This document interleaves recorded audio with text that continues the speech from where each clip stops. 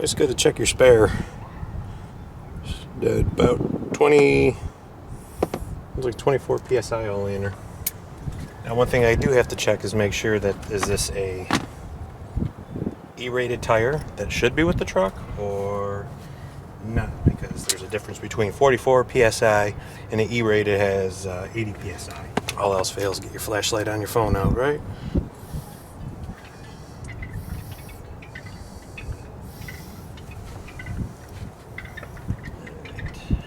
Alright, well this one's calling for 65 psi. Just to be safe, since we're going on another road trip, we're going to put it in. So I let the pancake compressor fill all the way up. It's only 100 psi, and it kicks in after only losing like 20 psi. It's a small one.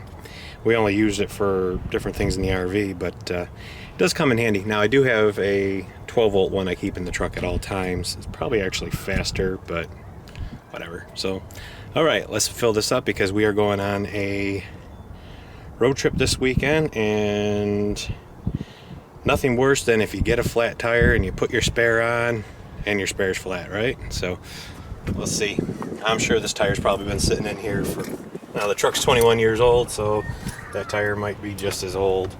When I get new tires, I might just get a, you know, 5th tire to put on there. And yeah. Wow, yeah, it's only 20 psi in there.